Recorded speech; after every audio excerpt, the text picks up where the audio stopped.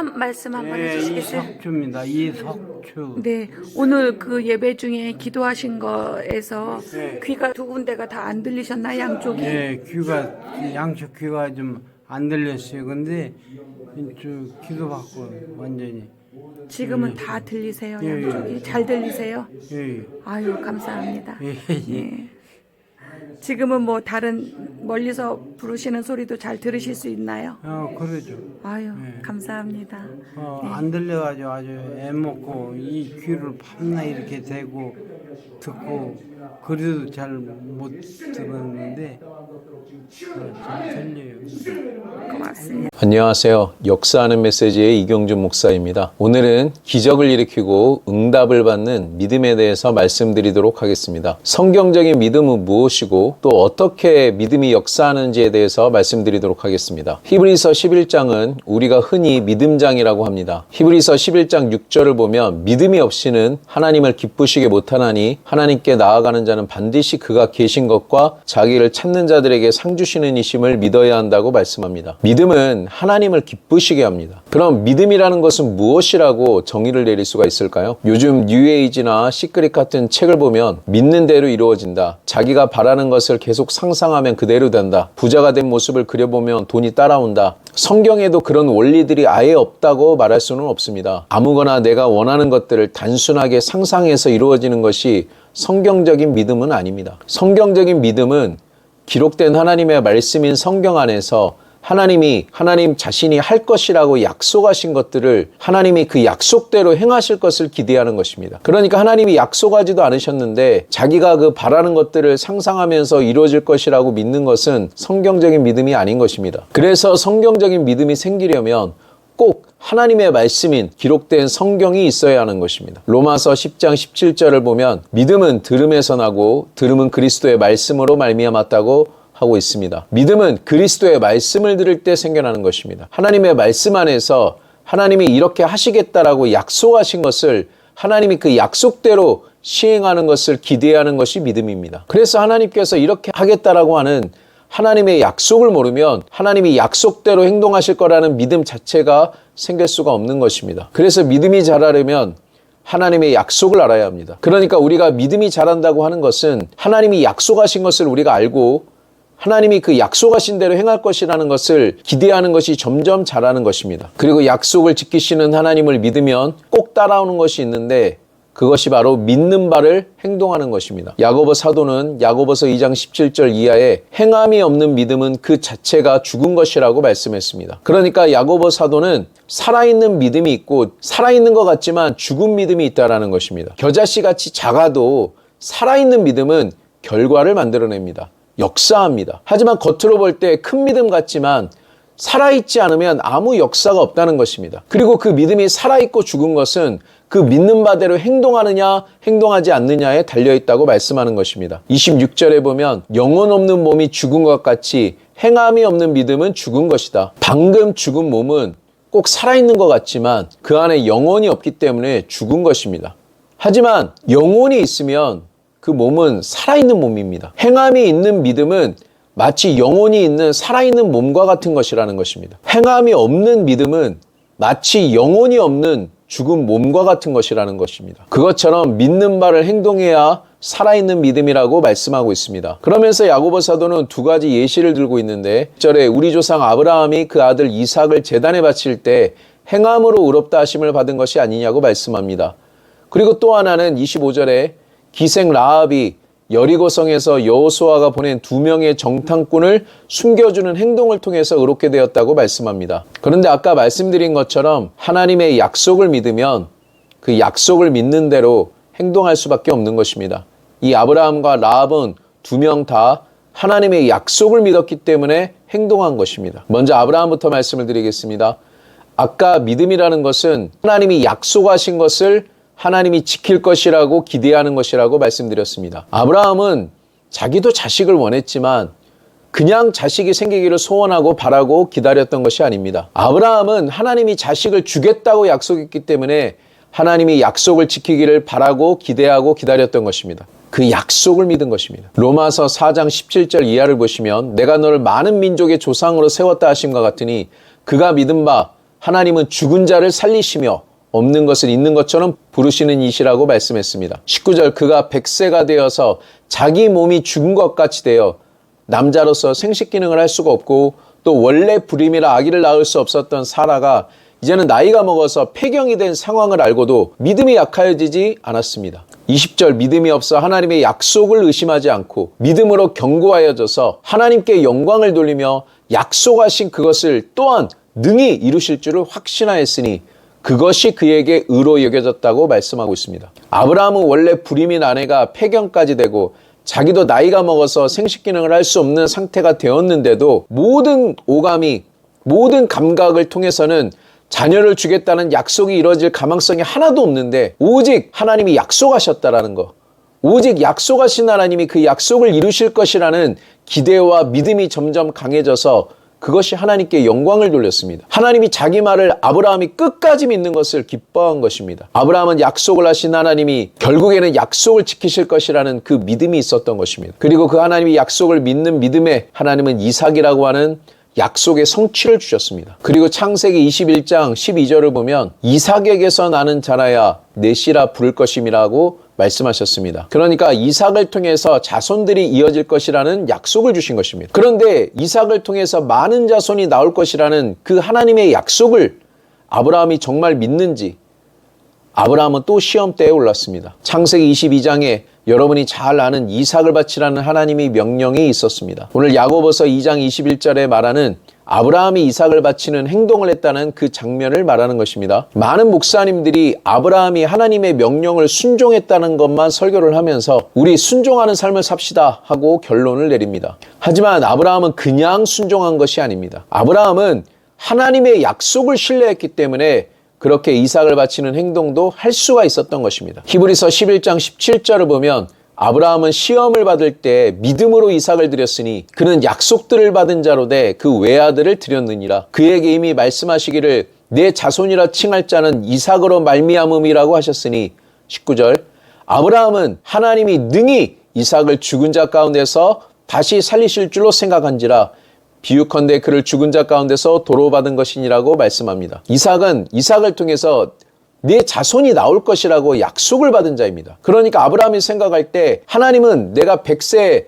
생식이 불가능하고 불임이라서 아기를 못 낳는 사라가 폐경까지 한 상황에서도 약속을 지키셔서 이 이삭을 주셨다. 그리고 분명히 이삭을 통해서 자손을 주시겠다는 약속을 또 하셨다. 그런데 이삭은 아직 결혼을 안 해서 자식이 없는 상태니 내가 명령대로 이삭을 번제로 드려도 약속을 지키시는 그 하나님이 죽은 이삭을 다시 살리셔서라도 이삭을 통해서 자식을 주겠다라는 그 약속을 지키실 것이라고 생각한 것입니다. 그렇게 믿은 것입니다. 그러니까 그 약속을 하신 하나님이 그 약속을 지킬 것이라는 것을 믿기 때문에 그런 행동을 한 것입니다. 그러니까 로마서 4장 17절 말씀처럼 아브라함이 믿는 하나님은 죽은 자를 살리시는 하나님이셨고 그 약속을 지키시는 하나님이셨던 것입니다. 그 하나님의 말씀을, 하나님의 약속을 믿는 아브라함의 믿음을 의로 여겨주셨습니다. 그런데 로마서 4장 23절 이하를 보시면 그에게 의로 여겨졌다 기록된 것은 아브라함만 위한 것이 아니요 의로 여기심을 받을 우리 예수 믿는 우리도 위함이니 곧 예수 우리 주를 죽은 자 가운데서 살리신 이를 믿는 자들이라. 예수는 우리가 범죄한 것 때문에 내어줌이 되고 또한 우리를 의롭다 하시기 위하여 살아나셨느니라. 여러분이 그리스도인이 된 것은, 예수를 믿는 자들이 된 것은, 거듭난 것은 로마서 10장 9절 이하의 말씀처럼 입술로 예수님을 주로 시인하고 하나님이 예수님을 죽은 자 가운데서 다시 살리신 것을 마음으로 믿어서 된 것입니다. 그러니까 여러분이 예수님을 하나님이 죽은 자 가운데서 살리신 이를 믿는 믿음은 아브라함이 가졌던 것과 같은 믿음인 것입니다. 그 믿음을 의로 여기신 것입니다. 결국에는 약속을 믿는 믿음인 것이죠. 두 번째, 라합이 정탐꾼을 숨겨진 행동으로 의롭게 되었다는 말씀을 설명하겠습니다. 이 이야기는 여호수아 2장에 나옵니다. 모세를 이어서 새로운 지도자가 된 여호수아는 2명의 정탐꾼을 여리고성으로 보냅니다. 라합의 방에 숨어 있는데 밀고를 한 사람이 있었습니다. 그래서 라합의 방에 군사들이 들이닥쳤습니다.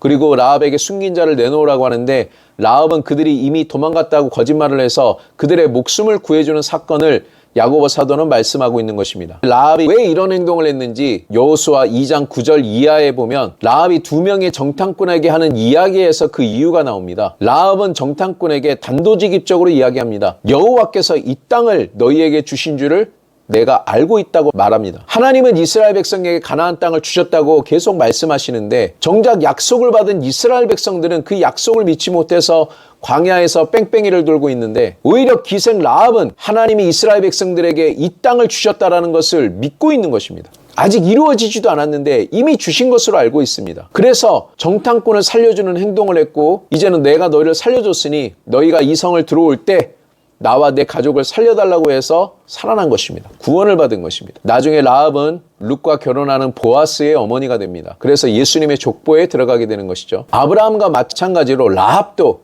하나님의 약속을 믿기 때문에 그렇게 행동을 한 것입니다. 야고보서 2장 22절에 믿음이 그 행함과 함께 일하고 행함으로 믿음이 온전하게 되었다라고 말씀하고 있습니다. 더 자세하게 말하면 하나님의 말씀, 하나님의 약속을 믿는 그 믿음이 우리로 행동할 수 있도록 만드는 것입니다. 행동하는 용기를 주는 것입니다. 그 행동하는 믿음이 역사하는 믿음입니다. 그 행동하는 믿음이 살아있는 믿음인 것입니다. 제가 역사하는 표적의 메시지를 통해서 말씀을 드렸는데 제가 이런 치유 사역을 하게 된 첫 번째 사역을 말씀을 드렸습니다. 중국에서 이런 사역을 할 때 제가 의지하는 말씀은 두 가지였습니다. 마가복음 16장 19절 20절 말씀에 예수님은 땅끝까지 복음을 전하라고 명령하시고 하늘로 올라가셨습니다. 하나님 보좌 우편에 앉아 계시는 상황이고 땅에 남은 제자들은 두루 다니면서 복음을 전하고 주께서 함께 역사하사 그 따르는 표적으로 제자들이 전하는 말씀을 확실하게 증거해 주셨다는 그 말씀을 믿었습니다. 예수님은 어제나 오늘이나 영원토록 동일하시기 때문에 2000년 전에 제자들의 메시지를 따르는 표적으로 증거해 주신 주님은 지금도 예수님의 제자들이 전하는 복음을 똑같이 따르는 표적으로 증거해 주실 거라는 믿음이었습니다. 또 한 가지는 요한복음 14장 12절에서 14절 말씀에 내가 진실로 진실로 내게 이르노니 나를 믿는 자는 내가 하는 일을 저희도 할 것이요 나를 믿는 자들이 할 것이요 또한 이보다 큰 것도 하리라. 이는 내가 아버지께로 돌아가기 때문이다. 너희가 내 이름으로 무엇을 구하든지 내가 시행해 주겠다. 약속하셨습니다. 마가복음 16장 19절 말씀처럼 예수님은 아버지께로 가버리셨고 남은 제자들은 예수님이 하던 일, 복음을 전하고 귀신을 쫓아내고 병을 고치고 가난한 자를 먹이는 일을 하였습니다. 자기가 하시던 일들을 제자들에게 그대로 하라는 것입니다. 넘겨준 것입니다. 자신이 하던 일을 그대로 넘겨줬고 그 임무를 그대로 물려받은 제자들은 예수님처럼 복음을 전하고 귀신을 쫓아내고 병을 고치고 가난한 이를 먹이는 일을 하였습니다. 복음을 전하고 그 자리에 병든 자가 있으면 예수님의 이름으로 구했습니다. 예수님의 이름으로 치료되라고 명령하면 치유가 되었습니다. 복음을 전하다가 그 자리에 병든 자가 있으면 예수님의 이름으로 구하면 예수님이 시행하겠다라는 그 약속을 믿은 것입니다. 저는 믿었던 것입니다. 복음을 전하고 그 자리에 병든 자가 있으면 예수님의 이름으로 구하면 예수님이 시행하겠다. 그 약속을 믿고 저는 행동한 것입니다. 내가 복음을 전할 때 귀신 들린 자가 있으면 예수님의 이름으로 나가라고 명령하면 예수님이 제가 명령하는 대로